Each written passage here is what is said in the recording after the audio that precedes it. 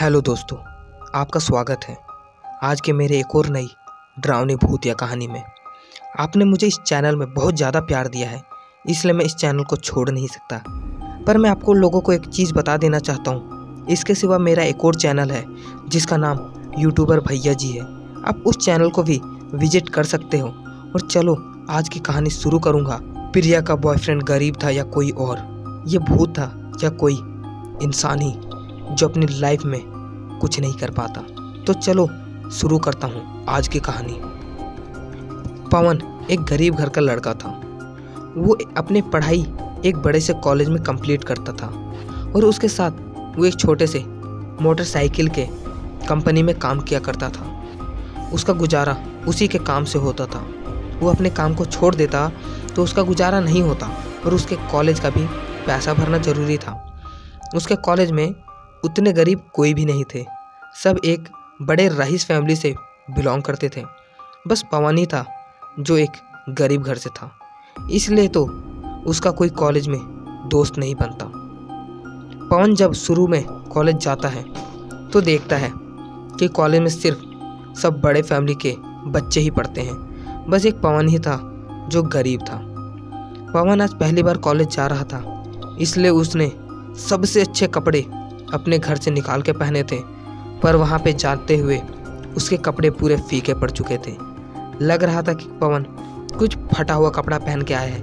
वैसा ही उसके अच्छे कपड़े यहाँ पे आके पुराने हो चुके थे, क्योंकि सब उससे भी अच्छे कपड़े पहन के यहाँ पे घूम रहे थे।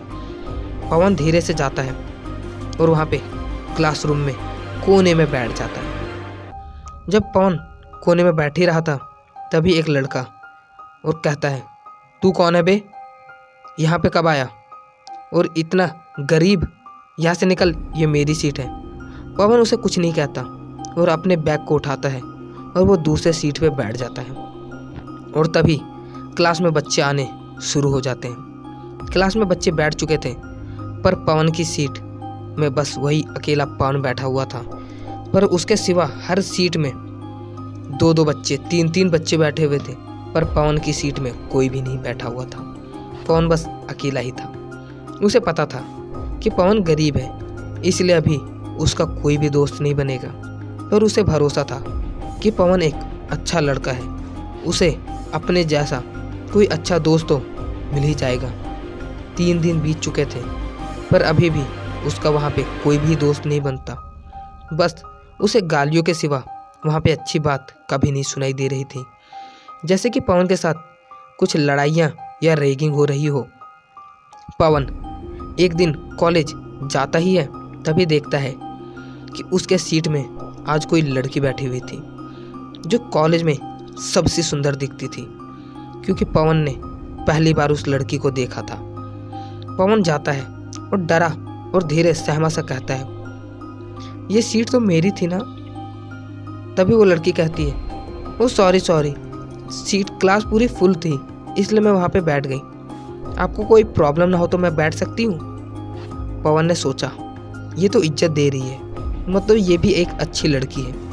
पवन कहता है, क्यों नहीं, बैठ सकती हो, मेरी सीट थोड़ी ना है, ये मैंने घर से थोड़ी ना लाया, यहाँ पे तो हर स्टूडेंट बैठ सकता है। और फिर पवन भी एक कोने में बैठ जाता है। दोनों में धीरे धीरे करते करते बात शुरू हो जाती है और वो दोनों कॉलेज के एक दूसरे के अच्छे दोस्त बन जाते हैं। पवन से बहुत लड़के जलने लगते हैं, क्योंकि जो प्रिया थी क्लासरूम की सबसे सुंदर लड़की थी और पहली बार पवन के साथ प्रिया बैठी हुई थी, क्योंकि क्लास में अभी तक प्रिया किसी के साथ बैठती नहीं थी। पवन ने धीरे से और प्यार से पूछा, क्या आप अपना नाम बता सकते हो? प्रिया कहती, क्यों नहीं, मेरा नाम प्रिया है। पवन पूछता है, क्या आप यहाँ पे नई हो? प्रिया हंसते हुए कहती है, नहीं, मैं तो यहाँ पे कई सालों से पढ़ रही हूँ। पवन कहता है, पर मैंने आपको तो कभी देखा नहीं। प्रिया बताती है, नहीं, मेरी तबीयत खराब थी, इसलिए मैं 3-4 दिनों से कॉलेज नहीं आ रही थी और उसके बीच आप लग रहे आए होगे। पवन कहता है, हाँ, मेरा भी 3-4 दिन हुआ है, इसलिए मैंने पूछ लिया। और करते करते उन दोनों में बहुत गहरी सी दोस्ती हो चुकी थी। कई लोग बार बार पवन को डांटा करते थे कि प्रिया से दूर रहा कर, वरना तुझे मार खाना होगा।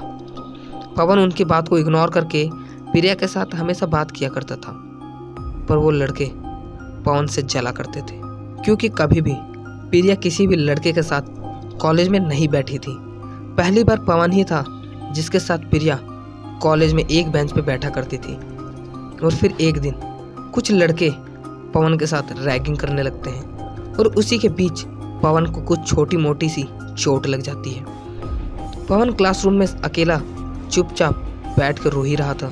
तभी प्रिया आ जाती है और देखती है पवन को, तो पूछती है, क्या हुआ पवन, तुम्हें इतनी चोट कैसे लगी है? पवन बताता है कि मुझे कुछ लोगों ने इसी क्लास में मारा है। प्रिया बताती है, बोलो तुम, किसने मारा है? मेरे पापा यहाँ के बहुत बड़े आदमी हैं, उन्हें छोड़ेंगे नहीं। पवन कहता है, रहने दो, तुम्हारे पापा बड़े आदमी हैं, पर मैं नहीं चाहता लड़ाई झगड़े से मेरी कॉलेज में दिक्कत पाए, क्योंकि मेरे पास उतने पैसे नहीं कि मैं पैसे से किसी का मुंह बंद कर सकूं।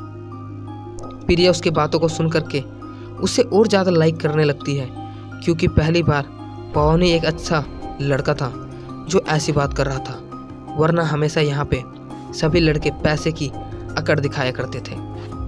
पवन और प्रिया में धीरे धीरे प्यार हो जाता है और ये बात पूरे कॉलेज को पता थी कि प्रिया और पवन एक दूसरे को पसंद करते हैं। अब वो दोनों एक साथ हमेशा घुल मिल के रहने लगते हैं। और तभी कुछ दिनों के बाद प्रिया के घर में एक छोटा सा फंक्शन होता है।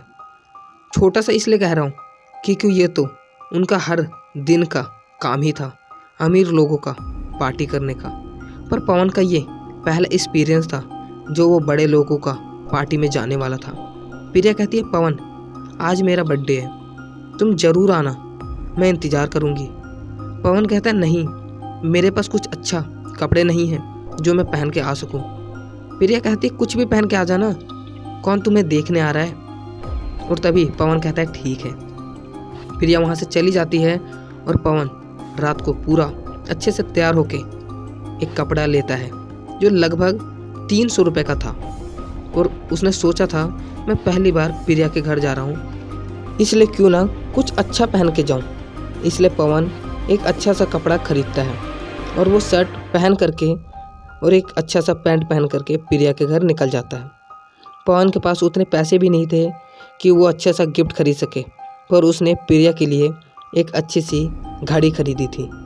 पवन ने पहली बार अपने लाइफ में एक घड़ी खरीदी थी, क्योंकि पवन को घड़ी पहनने का शौक़ ही नहीं था।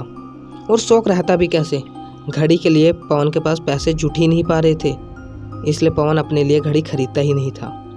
पर वो गिफ्ट पैक करके प्रिया के घर पहुंचता ही है, तभी देखता है कि प्रिया के घर में बहुत बड़े बड़े लोग वहाँ पे खड़े होते हैं। और वहीं बीच में प्रिया बहुत अच्छे से कपड़े में सजी धजी वहाँ पे खड़ी थी। प्रिया पवन को देख करके उसकी ओर दौड़ी चली आती है और कहती है, पवन चलो। प्रिया पवन का हाथ पकड़ के उसे अंदर की ओर ले जाती है और तभी केक काट के अपना बर्थडे सेलिब्रेट करती है। पवन कहता है, प्रिया तुम्हारा गिफ्ट तो लो। और प्रिया गिफ्ट लेके वहीं पे खोलने लगती है।